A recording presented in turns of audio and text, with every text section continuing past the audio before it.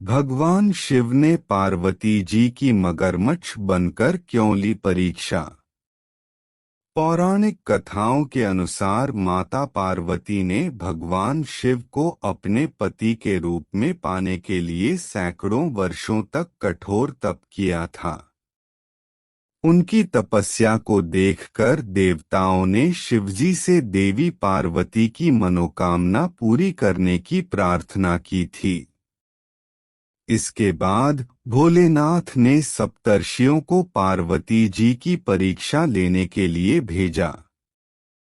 इस परीक्षा के दौरान सप्तर्षियों ने शिवजी के ढेरों अवगुणों को बताते हुए माता पार्वती से शिव जी से विवाह न करने को कहा, लेकिन पार्वती जी अपने निर्णय से टस से मस नहीं हुई। इस पर खुद भोलेनाथ ने माता पार्वती की परीक्षा लेने का निर्णय लिया। माता पार्वती के तप से प्रसन्न होकर शंकर जी उनके सामने प्रकट हुए और उन्हें वरदान देकर अंतर्ध्यान हो गए। कुछ क्षणों बाद ही एक मगरमच्छ ने एक लड़के को पकड़ लिया और लड़का मदद के लिए पुकारने लगा। बच्चे की आवाज सुनकर पार्वती जी नदी किनारे पहुंची और उनका मन द्रवित हो गया। इस बीच लड़के ने माता पार्वती को देखकर कहा कि मेरी न माँ है, न बाप, न कोई मित्र ही है। माता, आप ही मेरी रक्षा करें।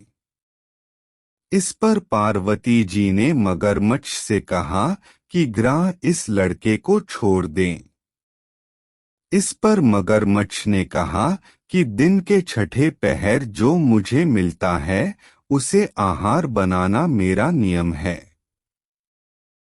पार्वती जी के विनती करने पर मगरमच्छ ने लड़के को छोड़ने के बदले में पार्वती जी के तप से प्राप्त वरदान का पुण्य फल मांग लिया।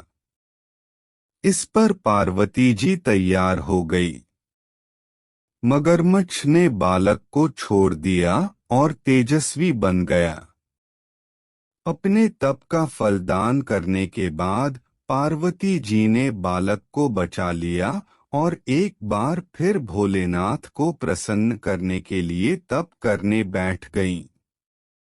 इस पर भोलेनाथ दोबारा प्रकट हुए और पूछा कि तुम अब क्यों तप कर रही हो? मैंने तुम्हें पहले ही मनमांगा दान दे दिया है। इस पर पार्वती जी ने अपने तप का फल दान करने की बात कही।